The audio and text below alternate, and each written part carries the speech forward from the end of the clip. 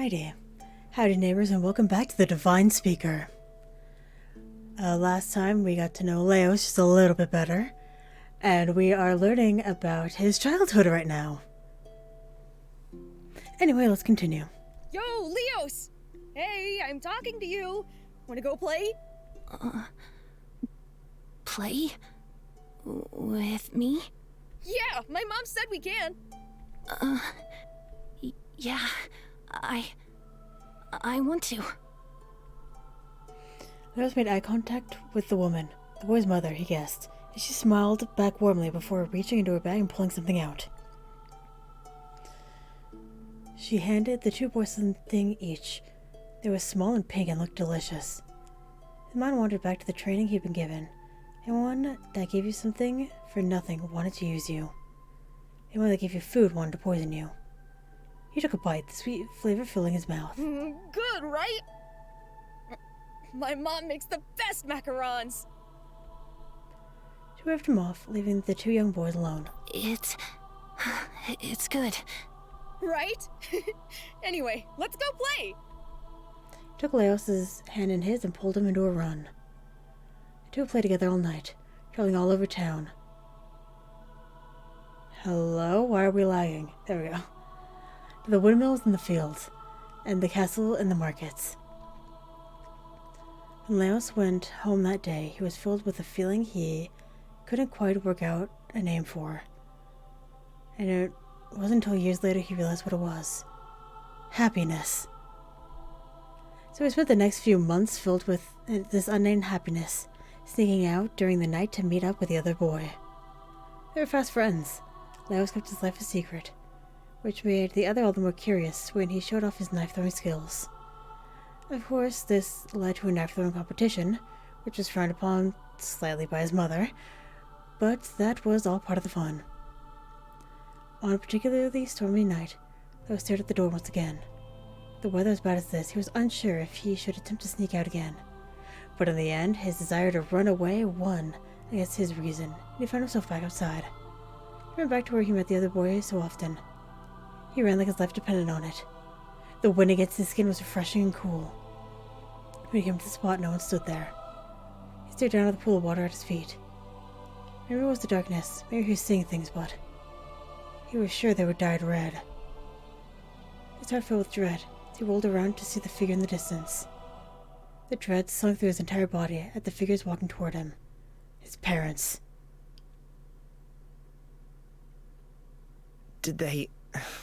Was he... I don't know. I was dragged home by my hair and told that this is what would happen if I got close to anyone. Leos, I don't know what to say. If he died, it was my fault. I knew full well that spending time with him put him in danger. Not to mention my judgment. He went to the word judgment before shaking his head. When his eyes met mine again, they were filled with anguish. What was his name? I wish I could remember. I was so young, and I spent the years after pushing it out of my mind. It's not your fault. How could that be your fault? Having a friend, that's not something to be punished over. Can you see why I can't stay by your side? Why I don't want you to get close to me?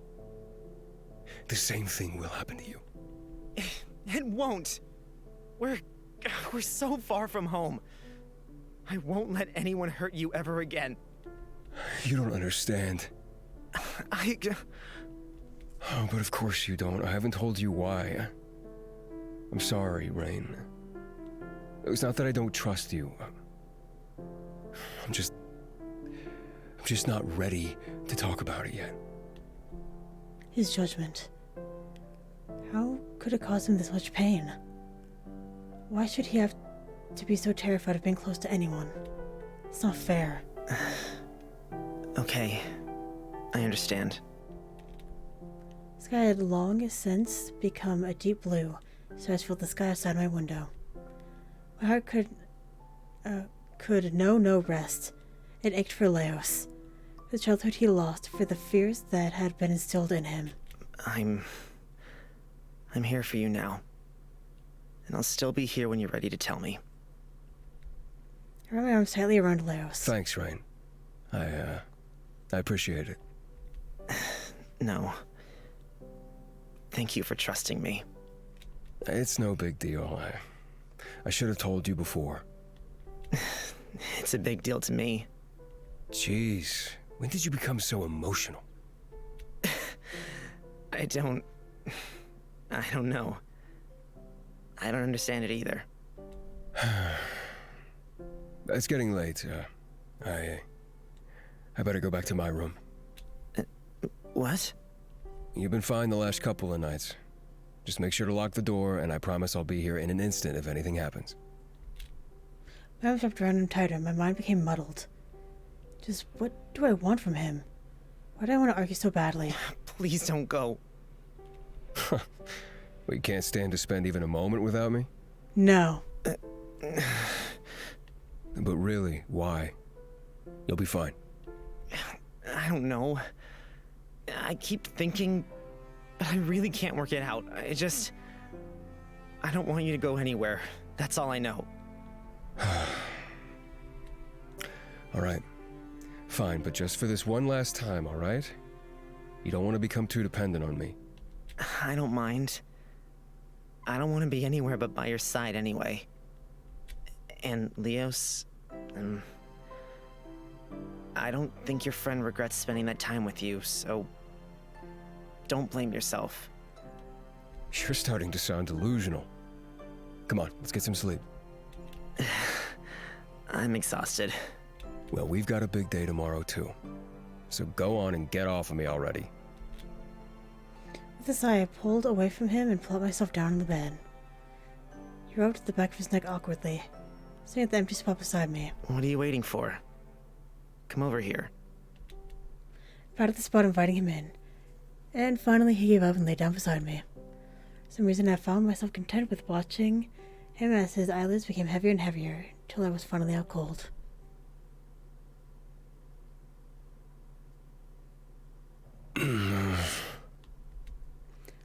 Leos' eyes opened, full of exhaustion.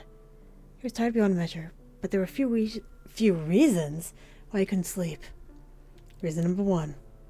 Since leaving Aurelia Cavella, his nightmares had become worse and worse, to the point where it would take him hours to finally fall asleep. And when he did, it was greeted with memories he'd rather forget. Inwardly, he laughed at himself. They told me I'm bad with mornings. Reason number two, however, was one he couldn't quite understand. His eyes went to the side to linger on the young man who was soundly sleeping. Rain. He found his eyes drawn all over him, to his eyes, to his nose, to his mouth. And since sleeping beside him, his dreams had mostly been silent, as if the nightmares that plagued his mind had been scared away by someone so what? Insufferable? Useless? No. By someone so kind. That's what confused him the most. Was he insufferable and useless sometimes? Yes, but there was something else too. And that pulled at Leos' heartstrings and made him never want to leave. And that feeling terrified him. It went against everything he ever believed. The path that was laid out before him by the Devine Speaker seemed to go in a straight line before. From point A to point B, that would be his life. But now it seems as if it had curved away, and so many different routes were laid out before him. Where should he end up? Point C? Point D? How could anyone ever choose? With his thoughts all messed up, he heard Rain shuffle beside him, and realized that it was obvious which route he should take. But he didn't have the guts to do it. As they had gotten close to someone, they had died. No matter where he went, death followed. It was as his judgment decreed. His life would be one of solitude, and that was fact. It wasn't. The Speaker never said a word about the outside world. Perhaps, if he was wrong about that, then he was also wrong about Leos. Perhaps he had a choice from the start, but was too afraid to see it. But that all depends on whether he's lying or not. If we really can't talk to the gods, and our destinies are really true, then there'd be no choice but to leave him. I won't put him in any more danger than he manages to get himself into. Getting all soft. This isn't like me at all. I think he reached out and played with the strand of Rain's hair. His face scrunched up a little before relaxing again. Cute. But he is not cute. Something's really wrong with me. Your prey is right there. Fast asleep too, he wouldn't know what hit him. You never mess up a job. Kill him and go back to Aurelia Cavella. No. No, I won't. Letting go of Rain, he reached out for one of his abandoned daggers and wildly waved it around the room, desperately searching for the owner of the voice. But it was silent. He jumped up from his place, tiptoeing over to the door, still locked. His fist balled by his sides. That had changed. I want to change. Anyone but Rain. In his mind, he thought he could hear someone laughing at him, but no one was there. A flick of his wrist, he threw his dagger into the corner of the room, where the shade of a target still settled in his mind, before instantly regretting it. There was any target there. This wasn't Aurelia Cavella, this was Sid Cam. Well, Sign did pay for the damages, I guess. It's the only thing he's good for. He pulled the dagger from the wall, which looked slightly less than pristine now, and collapsed back into the bed beside Rain. Just as he thought, he felt most comfortable with the weapon in his hand. He closed his eyes, still holding tight to the leather hilt. Fine, you're pretty good with a dagger, but there's gotta be something I can win at too. Oh, I know! Let's play hopscotch! I opened my eyes, looking face to face with the dark red hair. Leo slips beside me peacefully, his chest gently rising and falling. A smile came to my face in an instant. Wait, what's that? I looked down at his hands. He was gripping one of his daggers tightly, his knuckles white. What's he have that for? Is it dangerous to sleep like that? With a confused sigh, plucked the weapon from his hand and gently set it down on the floor, careful not to damage anything. I didn't want Sign to have to pay for any damages. His face where the dagger looked empty though. As if something was missing and looked lonely. What if I... With trepidation, I raised my shaky hand toward his. What are you doing? Nothing. It doesn't look like nothing. I wasn't doing anything. Then why are you acting so suspicious? I was just, going to hold your hand. Yeah, good job, buddy. What? Don't do stuff like that. Why not? I don't know, it's just... It's weird. Oh. Wordlessly, a hand approached in front of my downcast eyes. Huh? Look, are you gonna take it or not? Yes! Yes. I took his hand in mine with ease, his long, slender fingers slipping between mine. Well, now what? We both stared at each other, not sure of what to do next. Well, that's enough of that. Yeah. Yeah, too weird. Both of our faces had turned deep shade of red, and we pulled our hands away from each other simultaneously. It's too weird. This feeling gives me is too weird, right?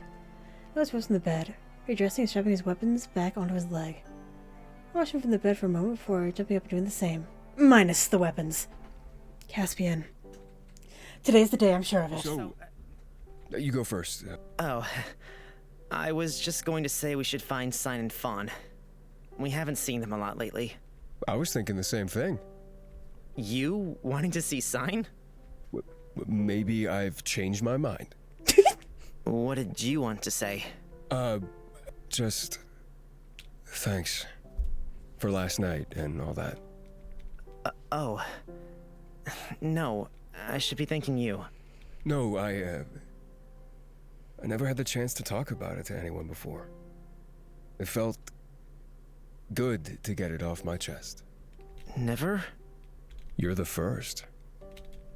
I felt my heart beat hard in my chest, but ignored the strange sensation. I feel privileged that you can trust me. As we should. You should. Now hurry up, you're too slow. But you were being nice just a second ago. Oh, that's enough sappiness from me for a lifetime. I like it when you're being honest and nice. I don't. Hurry up. Without checking to see if I was following, he opened the door and left, leaving me scrambling to catch up with him, as per usual. It's definitely one of his bad habits. Vaughn and Sign stood at the desk, talking to Aaron. Bud turned toward us as we approached. Instantly, a huge grin took up most of Sign's face, and Fawn looked away. My, oh my. The lovebirds have finally decided to grace us with their presence. As much as I hate him, he's funny. The what? Leos, I hope you weren't too rough with our delicate little flower last night. The way you dragged him back to his room, so filled with desire. Alright, shut up already. I've had enough of your voice. Leos raised his hand and covered Sign's mouth, nearly putting him in a headlock. Oh, much better. Go on, tell him what you found out. Alright. We found out that Caspian owns a carpentry store not far from here, apparently. I want to go find him right now. We'll come with you then. Oh, gross. Did you just lick my hand? You wouldn't let go. I do have to breathe, you know. Yeah, you'd be a lot quieter if you didn't. That's true. Then who would you have to annoy you? Preferably no one. We should set off and look for his store. Are you excited, Rain? Nervous, I think. All this traveling and searching. I just hope he'll have answers. And if he doesn't? I don't know, honestly. Filled with that worry, we quickly left the Silver Willows to hunt for Caspian's store. After taking a moment to recall the directions that Hone gave me, I led the way. Leo stood by my side, walking with me the entire way. The further I walked, the faster my steps became. I could hear my heartbeat beating loudly in my ears, my breath stuck in my throat. I felt almost refreshed after talking with Leos last night. My mind was clear and I was finally ready to meet Caspian. Please, Caspian, please be here. I need you right now. Oh, the festival is on later too. Should we go? I wouldn't mind having a look around. Yeah, sure, whatever. Wow, you really couldn't sound any less excited. Think of it as a date. Wait, with you? No thanks. No, I mean... No, you big dum-dum. I mean Rain. Duh.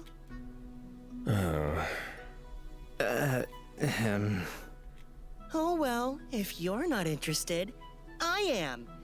Rain, be my date? Well... He's also not interested. Sign, who had quickly pounced on me and held on tight to my arm, was pulled away by the scruff of his neck. I looked up to see Leos' eyes on mine. Maybe we can all go together? Turned down yet again. I suppose there's a first time for everything.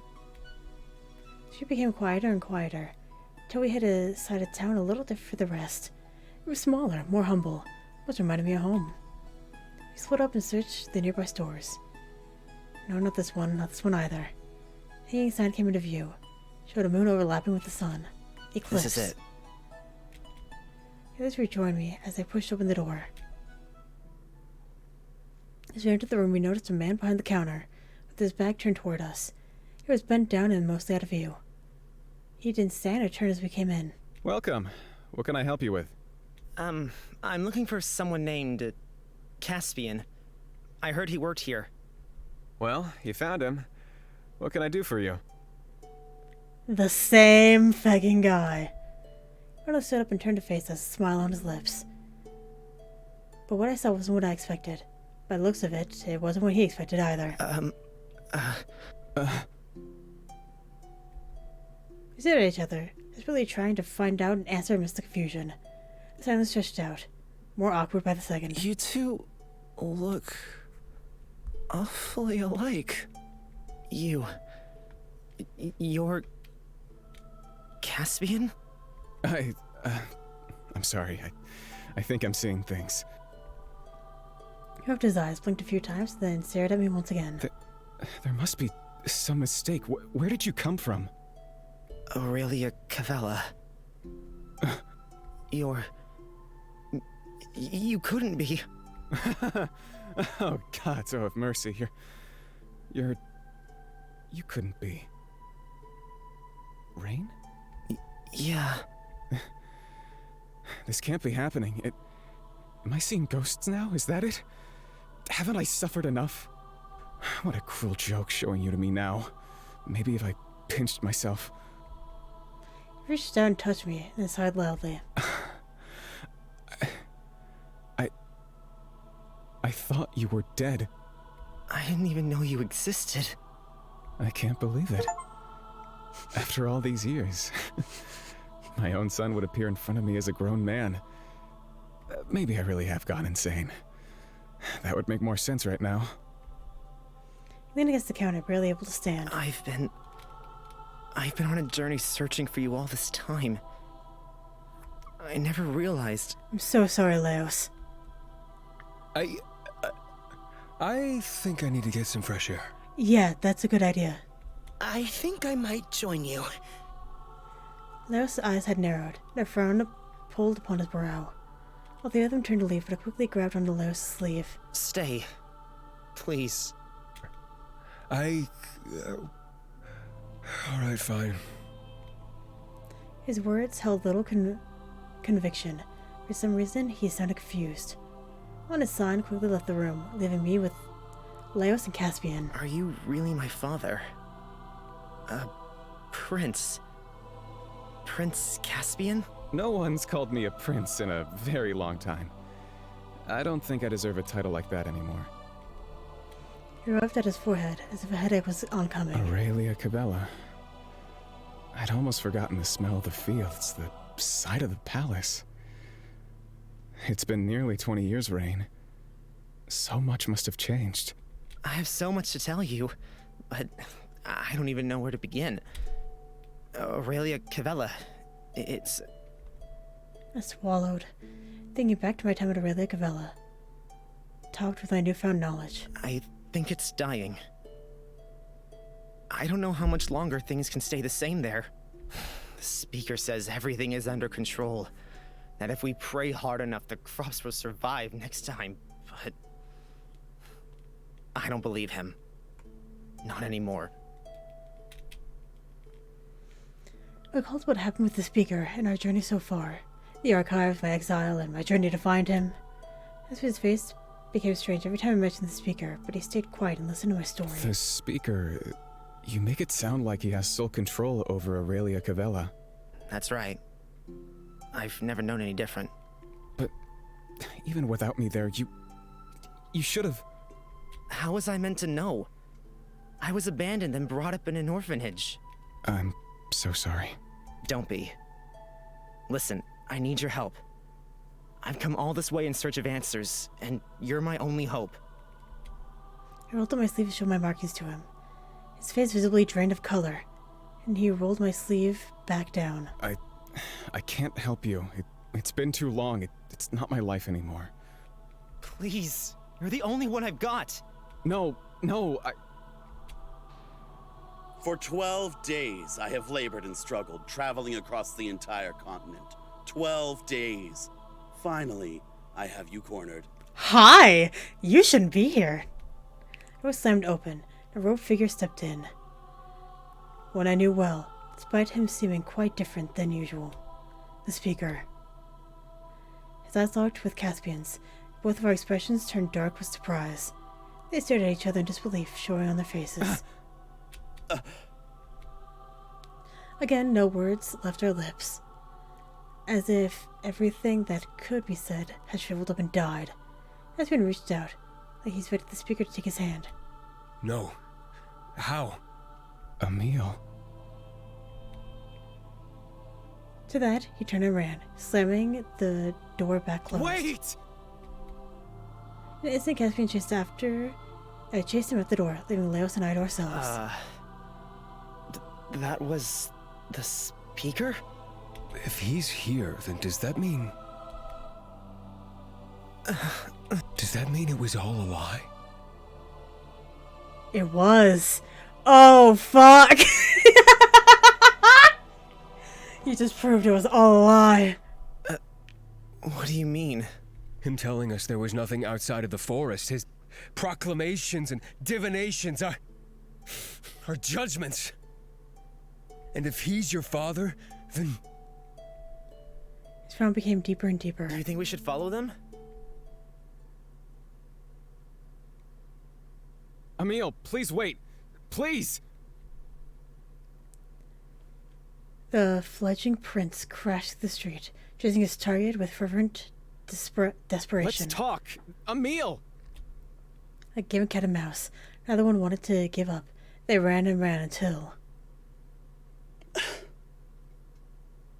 All this time you let me believe you were dead. His voice cracked. 1,000 times he had run over this scenario in his head. Yet now he couldn't find the words to give him. I was dead. In everything except for name. Silence passed between the two. Not awkward, but as if neither could possibly think of any words to repair the crack in their relationship. You've grown your hair out again, and gotten so tall. A lot of things change in 18 years. Everything changes. Except, you still kept the moon I gave you. Don't fool yourself. It's habit, nothing else. Emil tried to rip his arm away, to place an invisible divide between the two, but Caspian held on tight. Coming all this way was a waste of time. I don't know what I was thinking. I heard about what happened to Rain. Why did you chase him this far? I don't know at this point. Chasing after a shadow. It was a mistake. Forget I ever came here. Wait, Emil! You came all this way. We should talk. Even if it's just for a moment. You've had your moment, and I don't feel compelled to give you another. I never wanted to see you again. Excuse me? Wait a second. Do you think you're the innocent one here? You killed her, and I thought you killed Rain too. Hell, I would have been dead if I didn't run. It only happened because of what you did to Lucius. He was like a father to me. He's the least innocent one out of all of us. You should know that by now. No. I didn't come here to argue with you. No matter whose fault it was, it didn't stop me from thinking about you every day since we last met.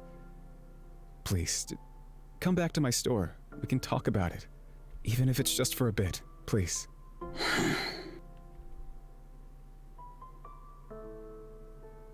Fawn, Sign, come with us.